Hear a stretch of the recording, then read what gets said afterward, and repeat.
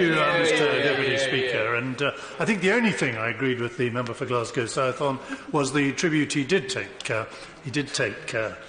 trouble to make at the beginning to the crews of the Polaris and Vanguard submarines. They have been the backbone of Operation Relentless, and it is the success of that operation that is entirely dependent on the commitment of those who have conducted those patrols. An extraordinary service in each case of maybe 3 months or more. No other service in the Navy quite like it. Submariners cut off from the outside world, unlike any other part of the Royal Navy, unable to visit foreign ports, unable to carry out different missions, and isolated at all times in that 3-month period from their family and friends. They are the stoics of the sea, and we do owe them our gratitude. We should salute them all, past and present, and look again at how that service can be better recognised. But we should also tell them loudly from this House, thank you. Thank you for helping keeping us safe. They did keep us safe. And as my honourable friend, the member for New Forest East, has said, it is extraordinary that some still argue that the nuclear deterrent is never used. It is used every minute of every hour of every day. And it is used to ensure uncertainty in the mind of any aggressor towards this country. There can never be sure, while we have nuclear weapons, of what our response is likely to be.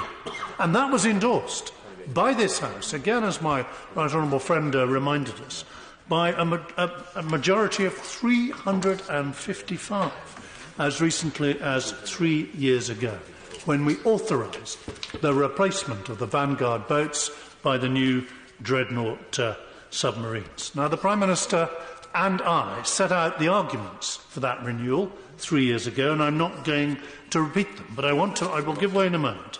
But I do want to make 3 further points. First, the threats that we identified then, back in July 16, have increased. Russia has not only intensified its rhetoric, it is modernising its own nuclear forces. It has the ability now to station nuclear missiles in its exclave at Kaliningrad, or indeed in the territory it now controls in Crimea. North Korea has, since that debate, carried out nuclear tests and is developing systems whereby nuclear warheads can be launched from both space and from submarines. And we should never forget that London is as close to North Korea as Los Angeles. Yep. And thirdly, nuclear material is now coming within reach of terrorist groups that wish us and others harm. So our response must be relentless and resolute. Now, I want to... Yes, of course. Thank the right honourable member for giving way, and he rightly drew attention to the overwhelming majority in this House in 2016. Does he now regret that his government delayed so long in actually putting that decision to the House? Well, I was certainly in my period of office. I wanted that decision brought to the House as soon as possible. We were then, of course, as you will recall, in a coalition government, and we spent a lot of time trying to accommodate the wishes of our coalition partners, a party, as somebody has already observed, that hasn't even bothered to turn up to this debate today.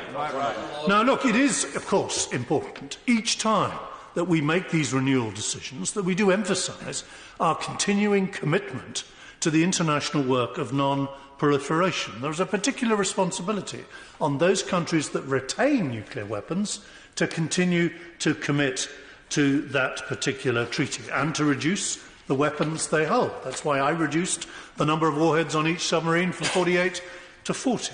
The stockpile is reducing. This country now holds only half the nuclear weapons it held 40 years ago.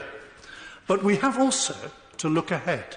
It takes 13 to 14 years to put a new nuclear missile submarine into the water.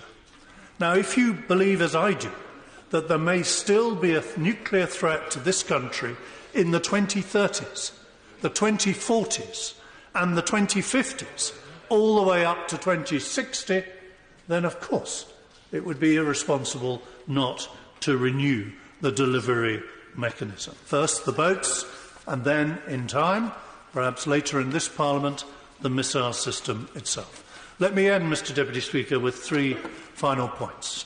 First, on the budget. Of course it's true that the 31 billion and the contingency alongside it is spread over a very long period of construction.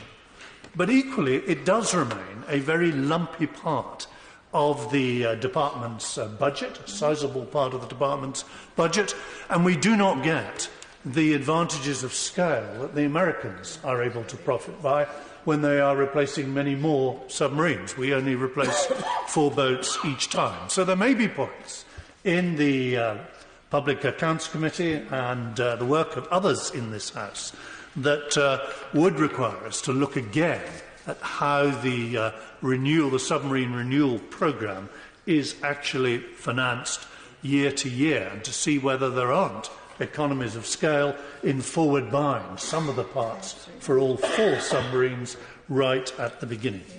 Second, as the honourable member for Bridgend challenged the member for Glasgow South, the NATO alliance is a nuclear alliance. He will be applying, if Scotland sadly ever became independent, to join a nuclear alliance. And he seems to have forgotten, in the arguments he put before this House, that many members of NATO signed the Nuclear Non-Proliferation Treaty in the full knowledge that they would be protected by NATO's nuclear umbrella.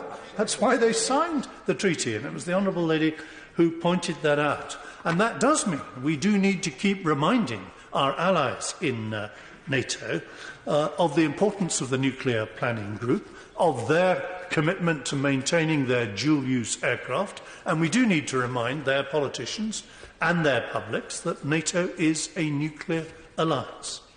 Thirdly, the point of independence that was raised, I think, by the member for West Dunbartonshire is worth addressing. Of course it's true that gives us, as I think the honourable member for New Forest West said, separate sources of decision-making, us, the United States and France, making it even more difficult for potential aggressors to be sure of a single response. But it is also important that this nuclear deterrent of ours is independent, because we cannot be sure of threats that may emanate simply against our shores and nobody else's. And that is why it is important that we keep our deterrent independent and that we satisfy ourselves that it is independent. And indeed, David Cameron and I separately took steps to reassure ourselves that the nuclear deterrent was independent. These aren't details I can go into in front of in public session, but it is important that that deterrent remains independent. So let me conclude, Mr Deputy Speaker, by saying, yes, this deterrent was born of the Cold War, but it is by no means a relic of the Cold War. It is a key part of the defence of our country, a key part of the defence of our freedoms and those of our allies. I am very sure that we need it now more than ever. I'm equally sure that our successors in this place will, in 50 years' time, will be commending the successors of those crews who have helped perform this arduous but essential duty. Madeleine Moore. Thank you, Mr Deputy Speaker.